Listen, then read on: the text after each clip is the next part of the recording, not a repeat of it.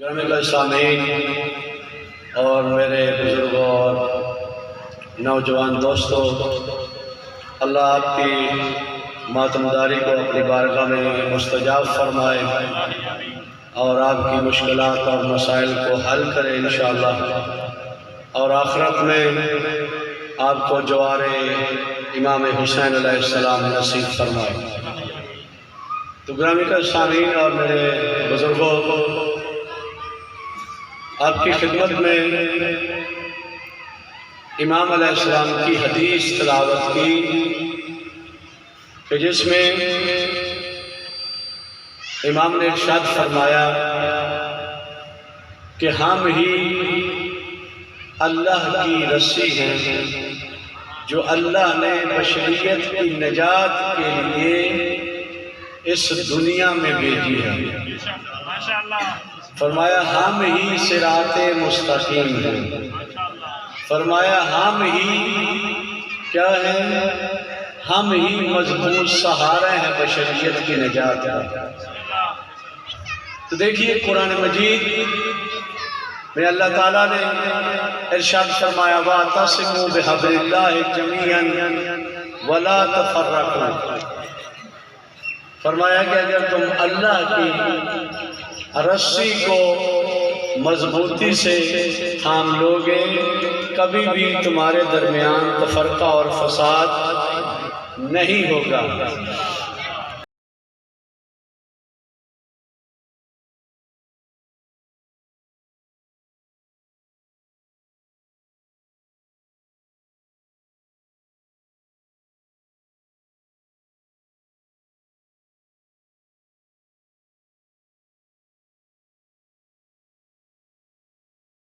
کے لیے کتابی صورت میں دی ہے وہ اللہ کا قرآن ہے، اور اگر انسانی صورت میں دی ہے ہم اہل بیت رسول ہیں۔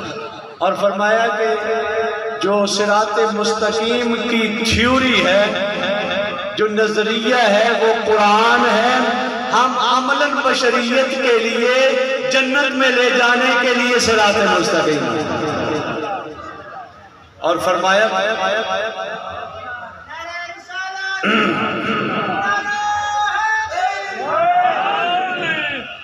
کہ ہم ہی صراط مستقیم ہیں، ہم ہی مضبوط رسی ہے بشریت کی ہدایت کے لیے۔ قرآن کی تھیوری کو لے لو، قرآن کے نظریے کو لے لو، قرآن کے معارف کو لے لو، اور کربلا میں قرآن کے مجسم معارف کو دیکھ لو، تم جنت میں چلے جاؤ گے، کیونکہ قرآن کتاب ہدایت ہے اور ہمارے آئمہ ہدایت ہے۔ اور رسول گرامی اسلام نے اپنے آخری خطبے میں غدیر کے موقع میں ارشاد فرمایا انی تارکم فیکم الثقلین کتاب اللہ ہے وعطرۃ اہل بیتی۔ فرمایا دنیا والوں میں تمہارے درمیان دو گراں قدر چیزیں چھوڑ کے جا رہا ہوں۔ فرمایا ایک ثقل اکبر ہے جسے قرآن کہتے ہیں، دوسری ثقل اصغر ہے جسے اہل بیت کہتے ہیں۔ پھر فرمایا اذکرکم اللہ اذکرکم اللہ اذکرکم اللہ، تین دفعہ کہا کہ دنیا والوں ہو سکتا ہے قرآن کے گرد تو تم جمع ہو جاؤ، لیکن تمہیں اہل بیت سے ڈراتا ہوں، اللہ کا خوف کرنا، کبھی میری اہل بیت سے دور نہ ہو جانا۔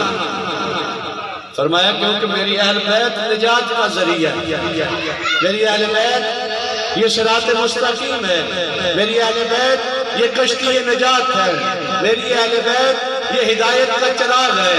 کہ دنیا والوں اگر چاہتے ہو کہ ایسی کشتی میں، دیکھیں ہر آدمی کی آج کل دریا بھی باہر آئے ہوئے ہیں، اگر پل نہ ہو دوسری طرف جانا چاہیں تو ہر آدمی کی خواہش یہ ہوتی ہے کوئی مضبوط کشتی ہمیں ملے، کوئی ایسی پائیدار کشتی ہو کہ جو درمیان میں کبھی جہاں الٹے نہیں، کبھی نقصان نہ ہو جائے، بلکہ وہ کشتی اتنی مضبوط ہو، اس کے ملہ مضبوط ہونے چاہیے، تجربے کار ہونے چاہیے کہ جب ہم اس میں سوار ہوں تو ہمیں وہ بغیر غرق کیے ہوئے صحیح و سالم ایک ساحل سے لے کے دوسرے ساحل تک پہنچا دے۔ تو اللہ نے دنیا والوں کو ایک ایسے نورانی کردار کی کشتی بتائی، فرمایا مثل اہل بیت کمثل سفینۃ نوح، فرمایا کہ میری اہل بیت کی کشتی نوح کی طرح ہے۔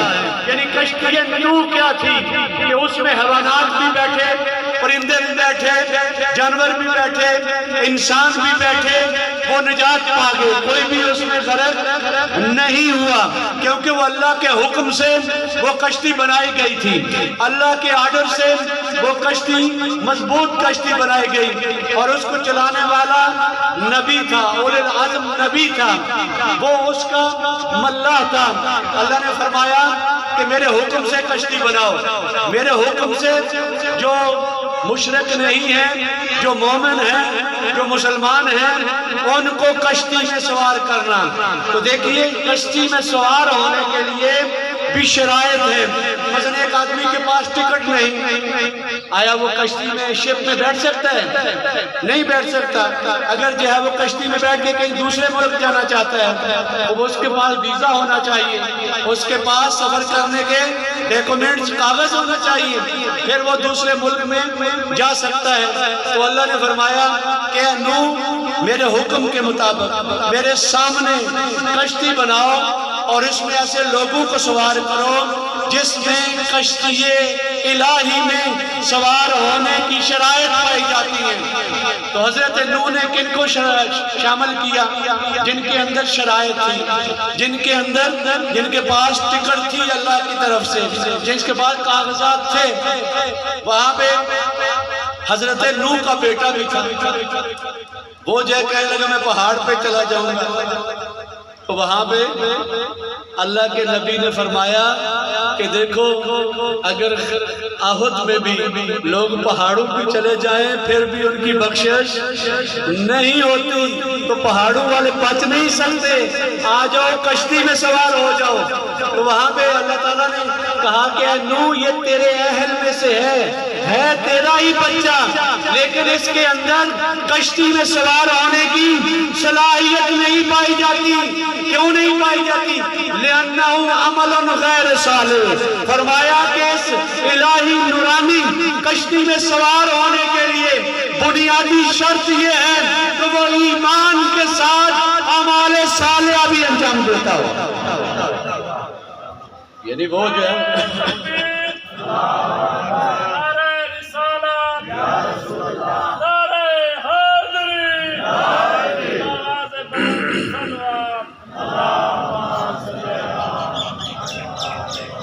خوب توجہ فرمائیں گے انشاءاللہ، جس نقطے کی طرف آپ کو لے جا رہا ہوں انشاءاللہ توجہ کے ساتھ، بڑے فہم و فراست والے مومنین اور جوان تشریف فرما ہیں۔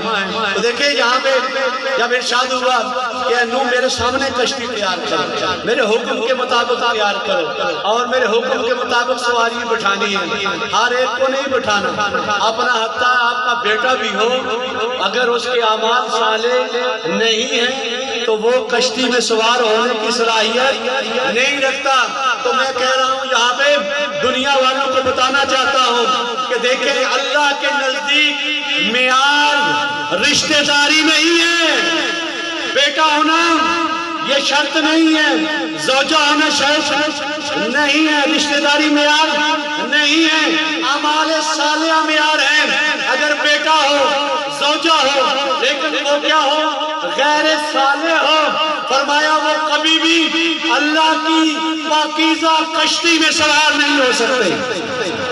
اور رسول اکرم نے بھی کشتی تیار کی، مثل اہل بیت سفینۃ نوح، فرمایا کہ لوگوں جو میری نورانی کشتی ہے یہ بھی نوح کی کشتی کی طرح ہے، اور جس طرح ضمانت اللہ نے دی تھی کہ نوح کی کشتی جو اس میں سوار ہو گئے وہ ان کو نجات دے دیں گے عذاب سے اور غرق نہیں ہونے دیں گے، یہ ضمانت دی۔ اور اللہ کے رسول نے بھی ضمانت دی کہ دیکھو یہ جو میں کشتی پیتن کی بنا رہا، یہ جو حسین کے کردار سے جو حضرت نوح کی کشتی سی وہ پھٹو سے بنائی، لکڑی سے بنائی، لیکن فرمایا کہ دیکھو جو میں کشتی بنا رہا ہوں تطہیر کے وارثین کی کشتی ہے۔ فرمایا کہ یہ حسین کی کشتی ہے، اور حسین کے متعلق فرمایا کہ ان الحسین مصباح الہدی و سفینۃ النجاۃ۔ فرمایا یہاں پہ بھی ذہن میں آتا ہے کہ حسین بھی کشتی ہے، یہ کیا ضرورت تھی جب پہلے کہہ دیا کہ پوری اہل بیت کشتی نجات ہے، یہاں پہ حسین کو کیوں جو ہے وہ علیحدہ سے کہا کہ حسین کشتی نجات ہے؟ لیکن دیکھیے بزرگان نے لکھا کہ دیکھیں اہل بیت کی بھی کشتی ہے، وہ بھی نجات کا ذریعہ ہے، لیکن حسین ابن علی نے اپنے خون کے ذریعے سے، اپنے کردار کے ذریعے سے جو الہی کشتی کربلا میں تیار کی ہے، اگر بشریت صرف یوم عاشور کو حسین کی تعلیمات کو پڑھ کے عمل کرنا شروع کر دے، بہت جلدی نجات پا جائے گی۔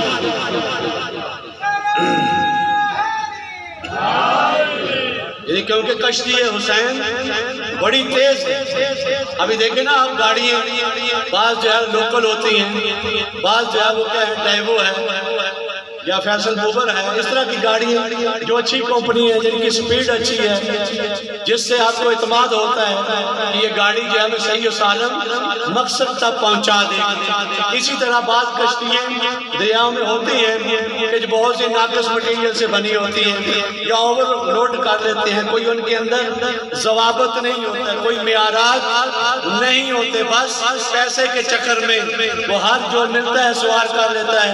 جس طرح یہ اٹلی وہ کشتی جو غرق ہوئی، اس میں جگہ جو ہے وہ 250 لوگ کی تھی، انہوں نے جو ہے وہاں پہ کیا کیا، 700 کے قریب لوگ سوار کر دی۔ آخر کار کیا ہوا؟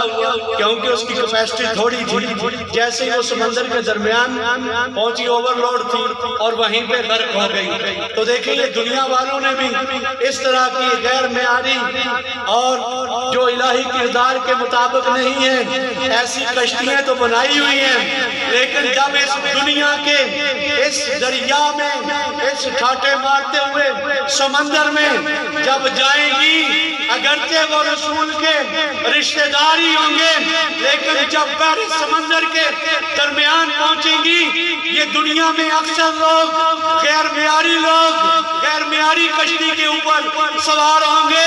جب اس دنیا کے دریا میں پہنچیں گے، بحر عمیق میں پہنچیں گے، جس طرح اٹلی والی کشتی اپنے سواروں سمیت غرق ہوگی، یہ دنیا کی کشتی بھی سمندر میں غرق ہو جائے گی۔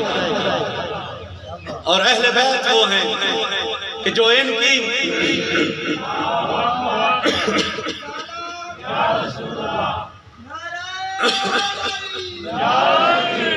اس وجہ سے اہل بیت رسول کی کشتی، یہ وہ نورانی کشتی ہے، یہ وہ ہدایت کی کشتی ہے، یہ وہ نجات کی کشتی ہے، جس کا ملا حسین ابن علی ہے۔ جس حسین ابن علی نے کشتی بنائی اور پھر چلائی کس میں؟ خون کے دریا میں۔ دیکھیے پانی میں تو تیرنا آسان ہوتا ہے، لیکن خون میں تیرنے کے لیے حسینی کردار کا مالک بننا چاہتا ہے۔ اور یہی ہے کہ بزرگان نے بھی کہا کہ دیکھیں اگر ایک عام آدمی سو جائے تو اسے پانی کے قطرے پھینکے جاتے ہیں، لیکن اگر امت سو جائے اور اس کو پھر جگانے کے لیے حسینی کام انجام دینا پڑتا ہے، وہ کیا اپنے جگر کا خون دے کے جہالت کو ختم کر کے ہدایت کا پیغام دینا پڑتا ہے۔ اور یہی ہے بعض لوگ دیکھیں ساحل پہ گھومتے پھرتے رہتے ہیں، ان کو سپیاں ہی نصیب ہوتی ہیں۔ کہتے ہیں نا کبھی سمندر میں دریا میں تو سپی ہوتی ہے نا، جس کے اندر گوہر بنتا ہے، وہ بھی ایک مرحلے کے بعد۔ لیکن جو آدمی دریا میں غوطہ زنی کرتا ہے، سمندر میں غوطہ زنی کرتا ہے، اسے کیا نصیب ہوتا ہے؟ اسے موتی، اسے جواہرات، اسے بڑی عظیم نعمتیں نصیب ہوتی ہیں۔ تو دیکھیں بعض ہم جیسے بس ظاہری عزاداری اسی کو سب کچھ سمجھ کے برپا کرتے رہتے ہیں۔ دیکھیے بڑا اجر ہے بڑا ثواب ملے گا۔ جو امام حسین کی عزا میں ماتم کرتا ہے، جو امام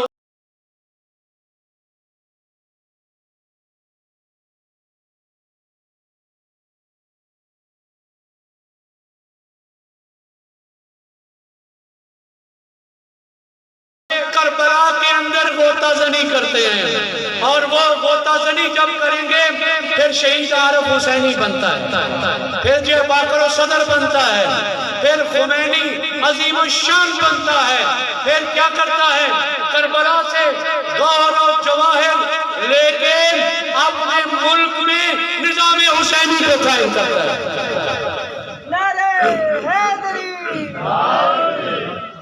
یعنی کربلا ایک معارف الہیہ کے سمندر کا نام ہے۔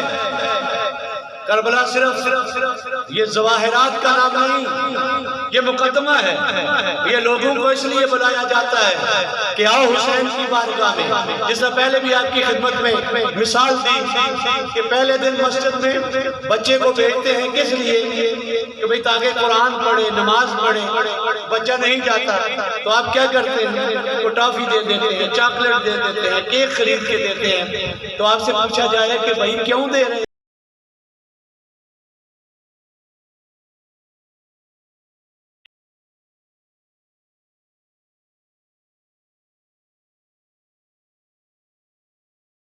راغب ہو جائے گا، اس کی تشویش ہوگی، پھر جو ہے وہ ہمیں ایک مہینے کے بعد ضرورت نہیں ہوگی۔ جب سمجھ لے گا کہ یہ قرآن پڑھنا، نماز پڑھنا، مسجد میں جانا یہ اللہ کی عظیم عبادت ہے، جب مقصد عبادت کو سمجھ لے گا پھر رغبت دلانے کی ضرورت نہیں ہے۔ تو دیکھیں یہ رغبت دلانا یہ بچگانہ ذہن کے لیے ہوتا ہے، بچوں کے لیے ہوتا ہے، لیکن جب ایک یونیورسٹی جانا شروع کر دے، جب کالج جانا شروع کر دے تو کبھی بھی ماں باپ اسے چاکلیٹ نہیں لے کے دیتے، اسے جو ہے کھانے پینے کی چیزیں نہیں دیتے۔ کیوں؟ ابھی اسے شعور ہو گیا، ابھی معرفت آ گئی ہے، ابھی جو ہے اسے رغبت دلانے کی ضرورت نہیں ہے۔ تو دیکھیے یہ ثواب سارا کہ اگر آپ جائیں گے مجلس سننے آپ کو اتنا اجر ملے گا، اتنا ثواب ملے گا، جنت ملے گی، یہ ثواب سب کو ملے گا۔ ظاہر ہے جو مجلس سننے آئے بچوں کو بھی تبرک ملتا ہے، بڑوں کو بھی ملتا ہے، جوانوں کو بھی، خواتین کو بھی ملتا ہے۔ اس میں یہ نہیں دیکھا جاتا کہ یہ جو ہے یہ فلسفہ امام حسین کی عزاداری کا سمجھتا ہے یا نہیں، یہ تو کوئی بھی نہیں کہتا نا کہ بھئی تمہیں تو پتہ نہیں ہے امام حسین کی عزاداری کا مقصد کیا ہے۔ نہیں، وہ کہتے ہیں جو بھی صف میں آئے ہیں وہ صف جو ہے وہ تبرک کا کیا ہے؟ مستحق ہے، لیکن ایک ثواب ہوتا ہے، ایک فلسفہ ہوتا ہے۔ ثواب کیا ہے کہ یہ آپ جائیں گے نیاز ملے گی، تبرک ملے گا، جنت ملے گی، آپ کے گناہ بخش دیے جائیں گے، آپ کی حاجات پوری ہوں گی، یہ کیا ہے؟ یہ ثواب ہے۔ ایک ہے فلسفہ، وہ فلسفہ کیا ہے کہ اگر کوئی سید الشہداء کی مجلس میں آئے گا وہ کربلائیوں کے کردار کا مالک ہو جائے۔ یہ کیا ہے؟ یہ فلسفہ عزاداری سید الشہداء ہے کہ جو بھی ماتم کرنے آئے گا، جو بھی عزاداری حسین میں آئے گا وہ کیا ہو جائے گا؟ وہ مصلح کائنات بن جائے گا، وہ کردار حسین سے نورانی ہو کے جب پیوند لگے گا روح حسینی کے ساتھ، اس میں شجاعت حسینی آ جائے گی، اس میں عزت اور کرامت امام حسین آ جائے گی، یہ امام حسین کی طرح انفاق فی سبیل اللہ کرنے والا بن جائے گا، یہ امام حسین کی طرح مجاہد فی سبیل اللہ بن جائے گا۔ تو آپ کی خدمت میں جو بیان کیا کہ قرآن نور ہے، اہل بیت نور ہے، قرآن پڑھیں گے آپ کا کردار نورانی ہوگا، حسین کی تعلیمات لیں گے آپ کا کردار گناہوں سے نکل کر شعور کی منزل پہ فائز ہو کر علم حسین سے نورانی ہو جائے گا۔ اور دیکھیے یہ کربلا درسگاہ کا نام ہے۔ کربلا کیا ہے؟ درسگاہ نام لگاتے ہیں نا، ہے ہماری درسگاہ کربلا، کربلا، لیکن مقام عمل میں کیا ہے؟ پھر وہاں پہ ہم جب بھول جاتے ہیں، کبھی بھی ہم نے کبھی یہ لاشعوری طور پہ بھی نعرہ ثواب کے لیے لگاتے ہیں۔ عجیب ہے کہ بعض نعرے جو ہیں وہ بھی ہمارے ثواب کے لیے، لنگر کھانا بھی ثواب کے لیے۔ دنیا میں واحد قوم شیعہ ہے کہ جو لنگر بھی ثواب کے لیے کھاتی ہے، اور عجیب ہے اعلان کرتے ہیں کہ حضرات مومنین لنگر کھا کے ثواب دارین حاصل کریں گے۔ وہ بھئی ثواب تو چلو کھلانے والے کو ملے گا، کھانے والے کا تو پیٹ پوجا ہوگی۔ تو اس وجہ سے بعض اوقات نعرے بڑے حقیقی ہیں جی۔ قرآن وہ کتاب ہے جو درس انقلاب ہے۔ علی کی طرز زندگی منافقت کی موت ہے۔ بڑے اچھے نعرے ہمارے استاد بزرگوار کہتے ہیں، فرماتے ہیں علامہ سید جواد نقوی حفظہ اللہ، وہ فرماتے ہیں نعرہ مکمل نہیں، قرآن وہ کتاب ہے جو درس انقلاب ہے۔ محمد مصطفیٰ ہمارے وہ نبی ہیں جو نبی انقلاب ہیں۔ فرمایا مولا متقیان ہمارے وہ امام ہیں جو امام انقلاب ہے۔ تو اس وجہ سے قرآن بھی انقلابی کتاب، کربلا بھی انقلابی درس، ہمارے امام بھی انقلاب والے، ہمارے رسول بھی انقلاب والے۔ تو کیا وجہ ہے کہ ہمارے اندر کیوں جنون آ گیا، کیوں ہمارے اندر حرکت نہیں ہے، جمود سکوت کیوں ہے؟ جب قرآن کتاب انقلاب ہے، جب کربلا والے انقلابی ہیں، جب امام علی انقلابی ہیں، جب جناب سیدہ انقلابی ہیں، جب سارے کے سارے ہمارے ائمہ انقلاب والے ہیں، تو ہمارے اسٹیج سے پھر درس انقلاب کیوں نہیں دیا جاتا؟ کبھی دیکھیں کسی امام کی زندگی، آیا اس میں جمود ہے، سکوت ہے؟ نہیں ہے۔ دیکھیں جس میں بھی جمود آ جائے، جس جگہ بھی کیا آ جائے، حرکت سے رک جائے چیز، وہ کیا ہو جاتی ہے؟ مر جاتی ہے۔ فارسی میں کہتے ہیں پانی اگر کسی جگہ ٹھہر جائے، اردو میں جوڑ کہتے ہیں، اور پنجابی اور ہمارے سیالکوٹ میں اسے چھپڑ کہتے ہیں۔ آپ کے یہاں کیا کہتے ہیں اسے؟ چھپڑ۔ اب اس کو اردو میں کیا کہتے ہیں؟ جوہر۔ اب یہ پانی فرض کریں چناب کا آیا ہے، جس طرح ابھی کہہ رہے ہیں چڑھا ہوا ہے اور کافی دیہاتوں کو اس نے اپنے اندر لے لیا۔ اب ایک نشیب والی جگہ تھی، وہاں پہ آ کے جمع ہو گیا اور وہ باقی پانی دریا کا اتر گیا، لیکن جہاں جہاں چل رہا تھا اس نے کیا کیا؟ جو گندگی تھی، جہاں پہ پانی کی ضرورت تھی، یہ چلا، اس نے کیا کیا؟ گندگی کو اپنے ساتھ لے گیا، اس علاقے کو کیا کر گیا؟ پاک و پاکیزہ کر گیا، صاف ستھرا کر گیا، اور وہاں پہ آبادانی آئے گی، زمینیں زرخیز ہو جائیں گی، اچھی فصلیں ہوں گی، وہاں پہ اچھے پھل ہوں گے۔ اگر باغات سے گزرا ہے، امرود کے باغ سے اچھے امرود لگیں گے، اگر آم کے باغات سے گزرا ہے اچھا وہاں پہ پھل لگے گا، کیونکہ پانی کا کام یہ ہے کہ جہاں سے گزرتا ہے وہاں پہ آبادانی آ جاتی ہے، وہاں پہ ہریالی آ جاتی ہے، وہاں پہ لوگوں کے لیے صفائی کا انتظام ہو جاتا ہے۔ لیکن اگر یہی پانی وہاں پہ جو اکٹھا ہو گیا ہے جوہر، اب جو ہے وہ پانی 6 مہینے ہو گئے اور اس میں جونکے پیدا ہو گئے۔ کیا کہتے ہیں؟ جونکی کہتے ہیں نا، کہ جو گائے ہو یا بھینس کو لگ جائے، بھینس تو بیٹھتی ہے، گائے تو بیٹھتی نہیں ہے، پانی پی کے چلی جاتی ہے، تو وہ اس کا کیا کرتی ہے؟ وہ ہوتی چھوٹی سی ہے لیکن سارا خون نچوڑ کے اتنی بڑی ہو جاتی ہے، ہوتی ہے نا ایسی۔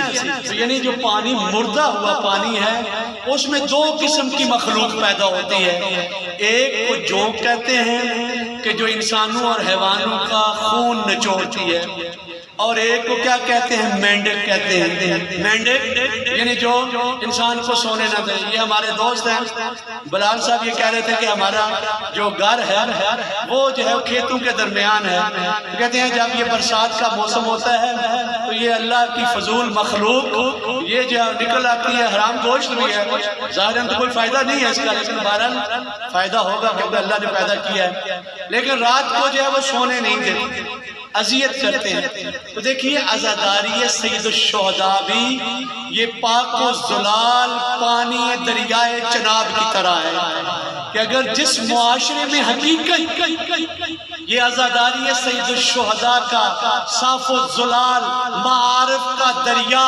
بہ جاتا ہے، لوگوں کے کردار سر سبز ہو جاتے ہیں، لوگوں کی زندگی کیا ہو جاتی ہے؟ بامانہ ہو جاتی ہے، لوگوں کی زندگی قیمتی ہو جاتی ہے، لوگوں میں اتحاد و اتفاق، الفت، محبت حسینی آ جاتی ہے۔ لیکن اگر یہ عزاداری کسی جگہ رک جاتی ہے کولو کے بیل کی طرح کہ وہیں پہ رونڈ لگاتے رہتے ہیں، وہیں پہ چکر لگاتے رہتے ہیں، تو وہاں پہ اس پانی میں کیا پیدا ہوتا ہے؟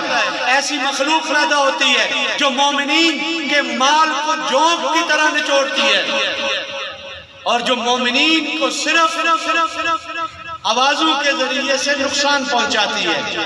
تو عزاداری سید الشہداء کا عظیم مقصد ہے۔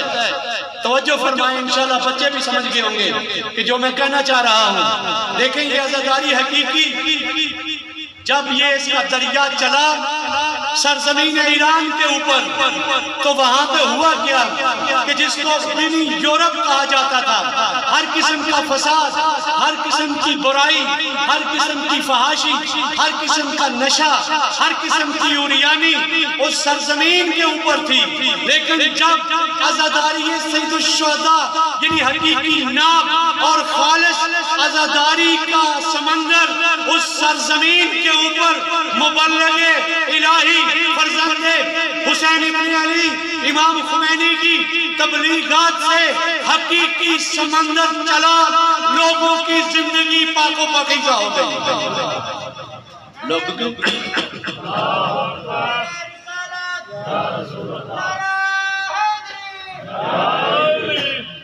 لوگوں کی زندگی کیا ہو گئی؟ پاکیزہ ہو گئی۔ بھئی پانی اگر پانی میں جائیں تو اگر انسان کے بدن کو پاک نہ کریں تو سمجھیں کہ یہ خالص پانی نہیں ہے۔ فرض کریں آپ نے جو ہے سبیل لگائی ہے روح افزا کا، آپ نے جو ہے وہ بڑا خوبصورت کلر والا پانی بنایا ہے، لیکن کیونکہ یہ میٹھا تو ہے، ذائقے والا بھی، آپ نے لیمو بھی نچوڑے ہوں گے، بڑا خوش مزہ ہے، ظاہری طور پہ بڑا اچھا لگ رہا ہے، لیکن اگر آپ چاہیں اس میں غسل جنابت کرنا، اگر چاہیں وضو کرنا، تو آیا وہ آپ اس سے پاک ہو سکتے ہیں؟ توجہ فرمائیں، یہ مسئلہ شرعی بیان کر رہا ہوں کہ اگر جو ہے وہ ٹب بھرا ہوا ہے، بڑی بہترین آپ نے عرق گلاب اس میں ڈالا ہے، آپ نے جو ہے وہ روح افزا جامع شیریں کا شربت ڈالا ہے، برف ڈالی ہے، بڑا ہی کلر بڑا زبردست ہے، دور سے آئیں آپ، بڑا آپ سکون آ رہا ہے۔ تو دیکھیں اگر آپ اس سے طہارت کرنا چاہیں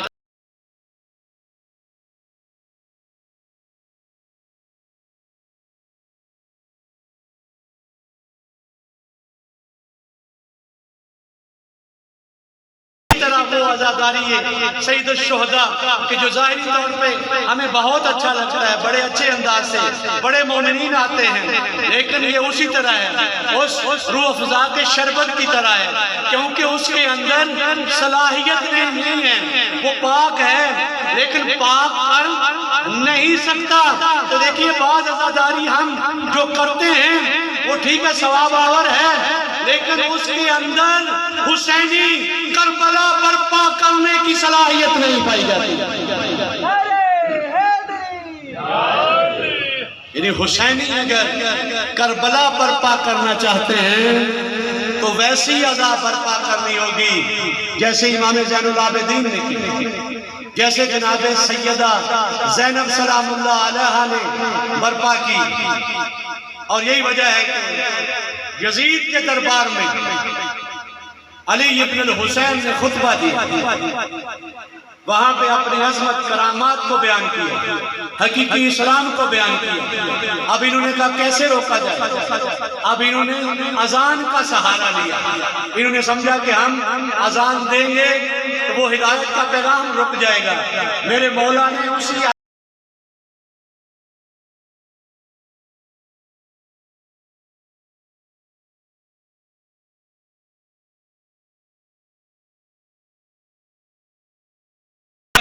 ابھی رہ گئی اذان، رہ گئی رسم اذان روح بلالی نہ رہی. تو ہمارے استاد نے کسی کے اوپر لکھا ہے کہ رہ گئی رسم اذان روح حسینی نہ رہی. یعنی اذان تو ہے، ہم ماتمی ہیں، سب کچھ ہیں، لیکن آیا روح حسینی کے ساتھ ہم بجا لا رہے ہیں؟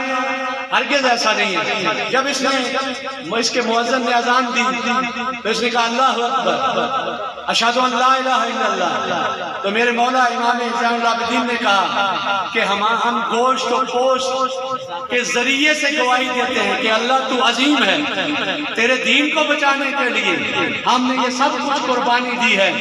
پھر جب اس نے کہا محمد رسول اللہ، وہاں پہ میرے مولا نے کہا مؤذن ذرا رک جاؤ. فرمایا کیا یزید ذرا بتاؤ محمد تیرا نانا ہے یا میرا نانا ہے؟ جو پیغام رسالت کو بچائے وہ عزاداری ہے، جو قرآن کو زندہ کرے وہ عزاداری ہے.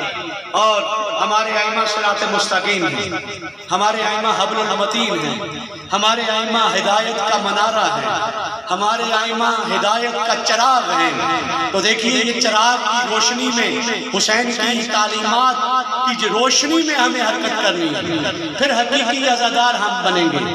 اور اہل بیت کی رسی کو مضبوطی سے تھام کے ہم نے زندگی بسر کرنی ہے، کیونکہ اہل بیت مضبوط سہارے ہیں بشریت کی نجات کے لیے.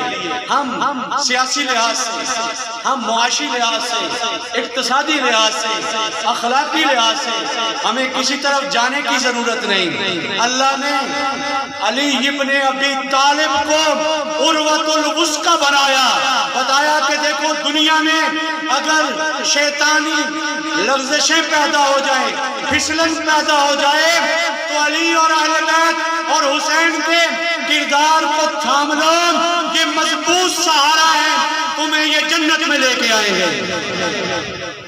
اس وجہ سے کامیابی کی علامت وہ اہل بیت کی تعلیمات کو تھامنا ہے. یہ تو ابھی ہم نے نہیں تھاما تو پھر بھی ہم کافی حد تک دوسروں سے بہتر ہیں، لیکن اگر ہم تھام لیں جس طرح امام خمینی رحمۃ اللہ علیہ نے انقلاب برپا کیا. وہ فرمایا کرتے تھے کہ حسین ابن علی ہے کہ جس نے تلوار کے اوپر، جس کے خون نے تلوار کے اوپر کامیابی حاصل کی، جس نے ظلم کے خلاف حق کو کامیاب کیا. یہ حسین ابن علی وہ ہے. وہ کسی نے پوچھا کہ آقا مولا حضرت امام خمینی سے کہ ذرا فرمائیے کہ یہ نظام آپ نے فرانس سے لیا، یہ آپ نے جو ہے وہ برطانیہ سے لیا، یہ امریکہ سے لیا، یہ اتنا بہترین سیٹ اپ کہ جس نے آپ کے اس ملک کو عزت مند ملک بنا دیا، ایک پرامن ملک بنا دیا، یہ کہاں سے سسٹم لیا، کہاں سے لیا؟ تو امام خمینی نے یہی جواب دیا کہ ما حرج دارین از سید الشہداء دارین. فرمایا کہ یہ جو کامیاب ہم مملکت کو چلا رہے ہیں، ادارہ کر رہے ہیں، یہ کسی سے کوئی مانگی ہوئی چیز نہیں ہے. میں فرزند حسین ہوں، میں نے تعلیمات حسین کے اوپر عمل کیا ہے اور حکومت عدل الہی کو برپا کیا ہے. تو اس وجہ سے صرف کبھی ہم نادانی کی وجہ سے عزاداری کو منحصر کر دیتے ہیں رونے اور رلانے میں. ہرگز ایسا نہیں ہے. یہ نظام بشریت ہے. کربلا والوں نے ہمیں معاشرہ سازی کا درس دیا، انسان سازی کا درس دیا، بتایا کہ کس طرح تمہارا معاشرہ قرآنی اور حسینی بن سکتا ہے، کس طرح تمہاری خواتین سیرت زینب کے اوپر چل سکتی ہیں، کس طرح تمہارے بچے بوڑھے حبیب ابن مظاہر علی بن القاسم کی سیرت کے اوپر عمل کر سکتے ہیں. تو کربلا کو ذرا افق عظیم کے متعلق افق عظیم سے دیکھیں تاکہ آپ کو پتہ چلے اور ہمیں پتہ چلے کہ کربلا صرف یہ چند دن کے لیے، صرف رونے کے لیے نہیں ہے. یہ اس لیے ہے تاکہ بشریت کو ہم بتائیں کہ ہمارے پاس پیغام ہے، ہمارے پاس نور کا پیغام ہے. وہ پیغام ہے کہ جس کو حسین ابن علی نے اپنے طیب و طاہر خون کے ذریعے شجرہ طیبہ اسلام کی آبیاری کی تھی۔ یہ عظیم پیغام ہے ہمارے پاس حسین ابن علی کا، تو شرمایا نہ کریں، جرأت کے ساتھ۔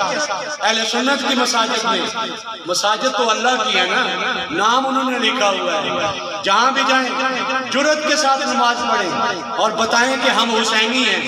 حسین نے نماز کو بچایا ہے، حسین نے مسجد کے تقدس کو بچایا ہے، اور حسین نے حقیقی فلسفہ حج کو بتایا ہے، اور حسین وہ ہے کہ جس نے عرفات کے دن عمرے میں تبدیل کر کے اپنے احرام کو بتایا کہ ہم محافظین حج ہیں۔